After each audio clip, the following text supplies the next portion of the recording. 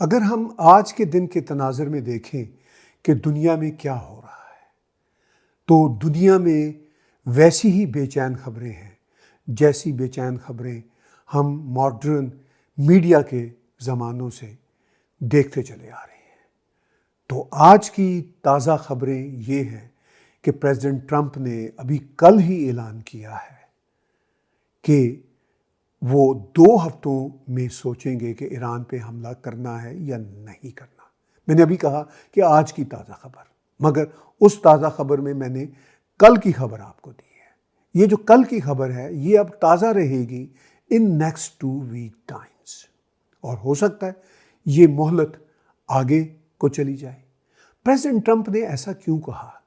क्योंकि जब वो 16 जून को कनाडा में G7 की कॉन्फ्रेंस पे मौजूद थे, तो वो 17 जून का इम्पॉर्टेंट दिन G7 के समिट का अटेंड किए बगैर 16 जून की रात को वापस चले गए थे और ये कह के गए थे कि इज़राइल और ईरान का मसला बहुत गंभीर है और किसी वक्त भी अमेरिका को अटैक करना पड़ सकता है ईरान के ऊपर।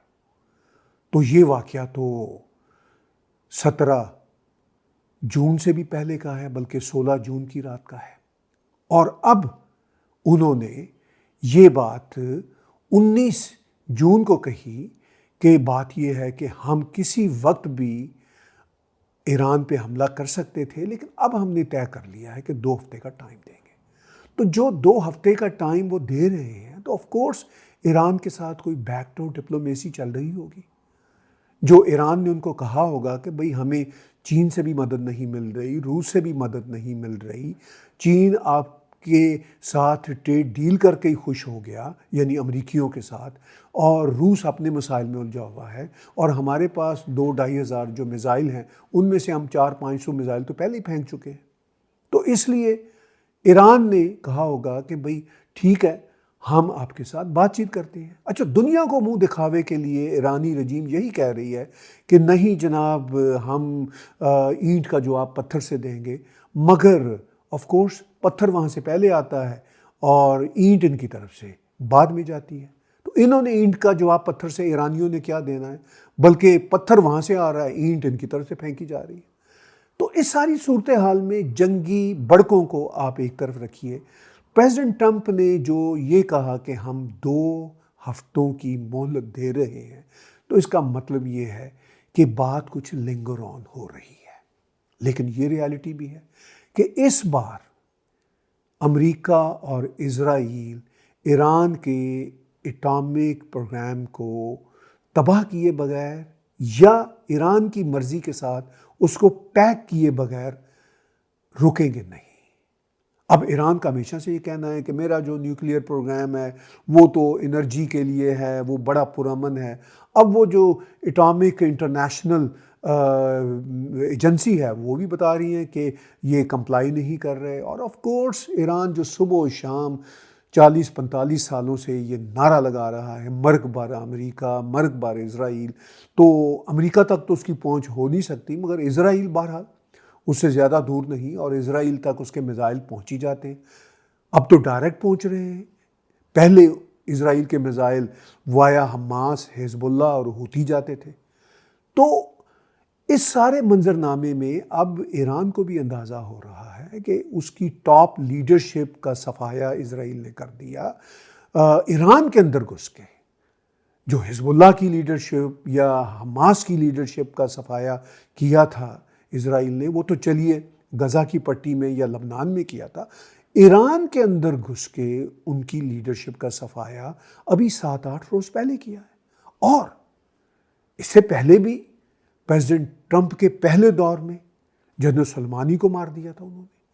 तो अब ईरान को अंदाज़ा हो रहा है कि हमारे सारे इम्पॉर्टेंट लोग तो मारे जा रहे हैं, और हमारी जो सेकंड लाइन ऑफ कमांड है वो ठीक है, तैयार है।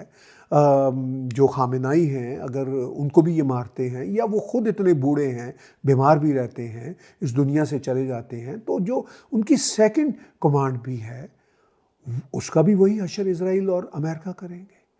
तो फिर इस एटॉमिक बम का क्या फ़ायदा? एटॉमिक बम बनाने के वो बिल्कुल करीब हैं, अब तक की जो इन्फॉर्मेशन है। लेकिन अमेरिका और इजराइल किसी सूरत भी ये नहीं चाहेंगे कि ईरान एटम बम बनाए। By the way, Iran atom bomb बनाए ये वाला मामला तो अरब देश भी नहीं चाहेंगे। इजराइल से ज़्यादा तो वो चाहेंगे कि ईरान के इस एटॉमिक बम का खात्मा हो, क्योंकि ईरान एक अनप्रेडिक्टेबल कंट्री है।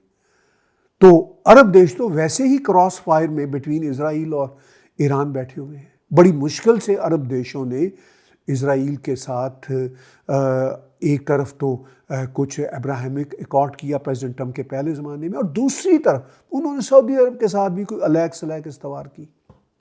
तो इस सारी सूरत हाल में अमेरिका ने जो 2 हफ्तों का टाइम दिया है ईरान को, तो वो टाइम मेरा ख्याल है बैक टू डिप्लोमेसी चल जाने के बाद दिया है कि अगर इस डिप्लोमेसी के कोई अच्छे रिजल्ट आते हैं, ईरान अपना न्यूक्लियर प्रोग्राम पैक करने की ठीक तरह से एश्योरेंस देता है, तो फिर हम इसको फर्दर एक्सटेंड कर देंगे।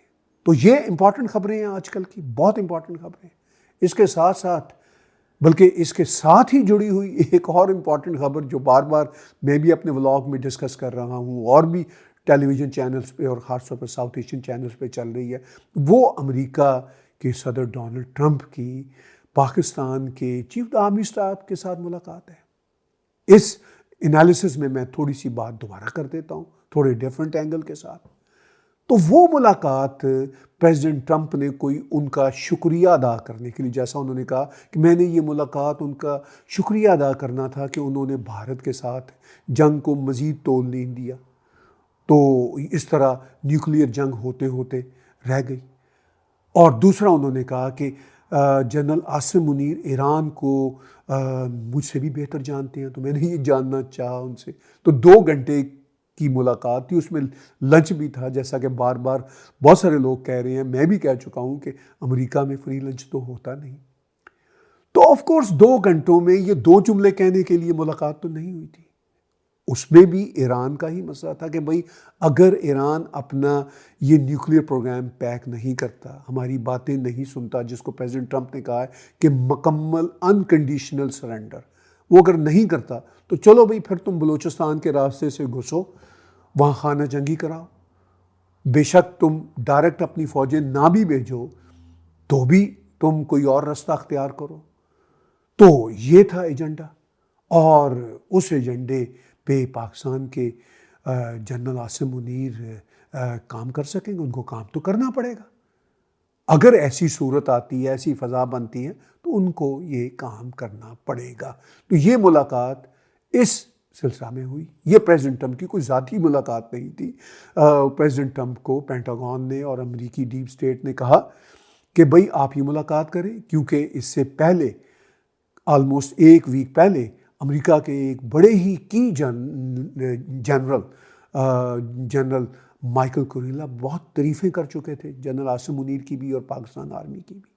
तो ये बहरहाल जनरल आसिम मुनीर की मुलाकात प्रेसिडेंट ट्रंप के साथ इस हवाले से जुड़ी हुई थी। अब अगर दुनिया की इम्पॉर्टेंट ख़बरों को, जो आजकल की ख़बरें हैं, देखा जाए तो वो कनाडा का एक अहम मामला है। अब कनाडा ने भी काउंटर टैरिफ लगाए हैं, इसलिए कि कनाडा के पास कोई सलूशन नहीं है अमेरिका को हैंडल करने के हवाले से, अमेरिका को डील करने के हवाले से। तो अब कनाडा को भी काउंटर टैरिफ लगाना पड़ रही है। अगरचे G7 की जो मीटिंग हुई उसकी बाज़गश्त अभी भी चल रही है, वो मीटिंग बड़ी इंपॉर्टेंट थी। कनाडा के प्राइम मिनिस्टर मार्क कार्नी ने अपनी लीडरशिप को इस्टेब्लिश किया, वर्ल्ड स्टेज पे इस्टेब्लिश किया। G7 के जो अमीर देश हैं वो सभी पहुंचे हुए थे, यूरोपियन यूनियन के लीडर भी पहुंचे हुए थे, और इसके साथ साथ prime minister Modi, south Korea के लीडर, बाकी लीडर भी पहुंचे हुए थे। तो इस हवाले से उन्होंने अपनी लीडरशिप को इस्टेब्लिश किया। तो mark Carney of course America के साथ बातचीत कर रहे हैं कि इन नेक्स्ट 30 डेज़ कोई शायद ऐसी सूरत निकल आए कि अमेरिका और कनाडा किसी किस्म की ट्रेड डील कर सकें। तो इस पे मार्क कार्नी आजकल भी कह रहे हैं, समिट के हो जाने के बाद भी कह रहे हैं कि भाई हमारी ऐसी बातचीत चल रही है, लेकिन जैसा कि अमेरिका का और प्रेसिडेंट ट्रंप का स्टाइल है कि बातचीत भी चल रही होती है, अब वो जिसे कहते हैं टॉक भी चल रही होती है, फाइट भी चल रही होती है।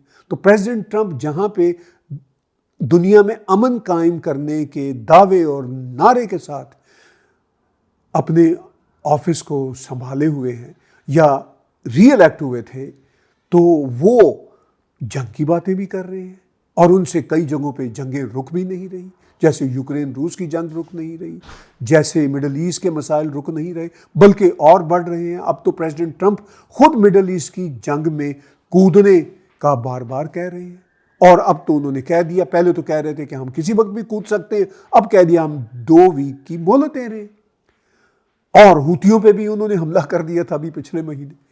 तो प्रेसिडेंट ट्रंप के जो दावे होते हैं वो हाथी के दांत खाने के और दिखाने के और वाले होते हैं, लेकिन प्रेसिडेंट ट्रंप का तो ये मामला है कि हाथी, जो अमेरिका एक हाथी है, उसके दांत खाने के भले से और हों, दिखाने के और हों, वो हाथी भी कुछ और ही नस्ल का है।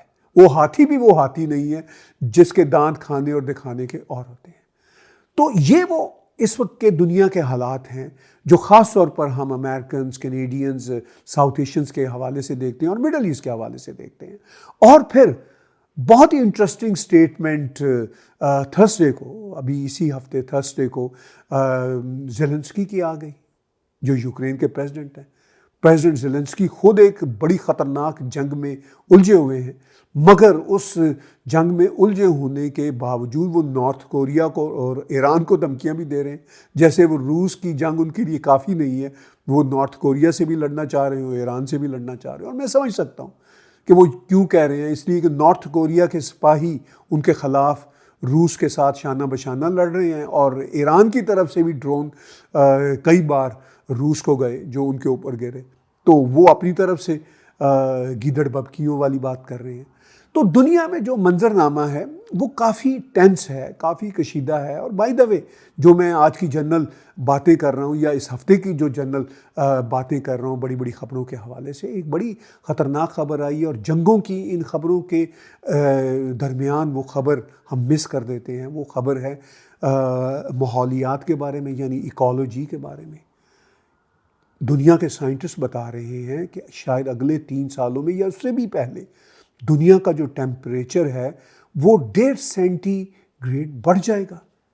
भाई 1.5 सेल्सियस बढ़ना वो बड़ा ख़तरनाक मामला है। तो दुनिया तो जंगों में उलझी हुई है, मगर जो कुदरत की जंग है इंसानों के ऊपर, वो भी अब सामने आ रही है कि कुदरत की तरफ से जो टेम्परेचर बढ़ रहा है वो हम सब उसकी तबाहकारियाँ देख सकते हैं आने वाले दिनों में। तो ये वो गंभीर बातें हैं जो मैं समझता हूँ कि हम सबको आज के मंजरनामे में सोचनी चाहिए, देखनी चाहिए और रियलिस्टिकली अपने आप से ये सवाल उठाना चाहिए कि प्रेसिडेंट ट्रंप जैसे लोग जो बड़े बड़े दावे और वादे करके इक़्तिदार में आते हैं और कहते हैं कि हम जंगें रोकेंगे, लेकिन हकीकत ये है कि वो जंगों के माहौल को बढ़ावा दे रहे हैं। और उस बढ़ावे में जो हमें कुदरत की तरफ से चैलेंजेस दरपेश हैं, वो इसलिए चैलेंजेस दरपेश हैं कि हमने नेचर को चैलेंजेस खुद दिए हैं। यानी 8 बिलियन की पॉपुलेशन दुनिया में इतनी ज़्यादा पॉल्यूशन फैलाएगी, तो फिर नेचर का भी तो जवाब होगा ना। तो नेचर का जवाब भी हम अब सह रहे हैं। वाइल्ड फायर्स हो रहे हैं, सुनामीज़ आ रही हैं, तो वो भी साथ साथ मामला चल रहे हैं। और फिर इसके साथ साथ जो इंसानों ने जंगें छेड़ी हुई हैं, तो उन जंगों के जो एक्शन है उसके रिएक्शन भी बन रहे हैं। और दुनिया किस तरफ जा रही है, ये हम मीडिया के लोग तो आपको कुछ हिंट्स दे सकते हैं, कुछ इशारे दे सकते हैं, कुछ इन्फॉर्मेशन दे सकते हैं, लेकिन आप भी जो हमारे व्यूअर्स हैं हमसे कम समझदार नहीं हैं। आप भी जानते हैं कि दुनिया किस तरफ जा रही है। दुनिया जिस तरफ भी जा रही है वो ख़तरनाक रास्ता है, तबाही का रास्ता है। और उस तबाही के रास्ते के हवाले से हम अपनी ख़बरें भी आपके साथ शेयर करते रहेंगे, अपनी एनालिसिस भी शेयर करते रहेंगे और आपकी राय भी सुनते रहेंगे। आपको भी अपनी इंटरैक्टिव लाइव डिस्कशंस में अपने साथ शरीक रखेंगे, ताकि हम सब मिलकर, जो भारतीय हिंदू सिविलाइजेशन का खूबसूरत कहना है कि हम एक फैमिली हैं, तो हम सब क्या एक फैमिली के तौर पर आगे बढ़ सकते हैं। और क्या भारतीय हिंदू सिविलाइजेशन का ये पैगाम वेस्टर्न वर्ल्ड सुनने को तैयार है? चाइनीज़ सुनने को तैयार हैं, रशियन सुनने को तैयार हैं, मिडल ईस्टर्न सुनने को तैयार हैं, African, south American, central American, पूरी दुनिया सुनने को तैयार है। अगर वो सुनने को तैयार नहीं है तो फिर पूरी दुनिया की बहुत बदकिस्मती है, क्योंकि भारतीय सिविलाइजेशन का पैगाम प्यार और मोहब्बत का पैगाम है, इन तमाम तर बुरी बुरी खबरों के बावजूद।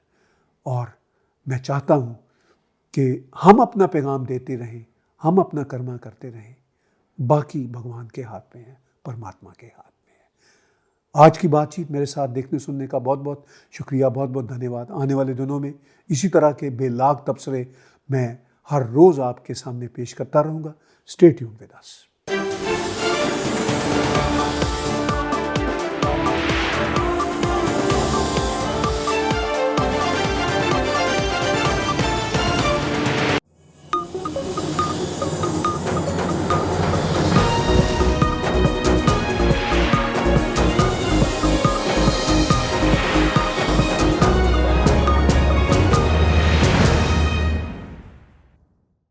Subscribe Tag TV YouTube channel and press the notification button.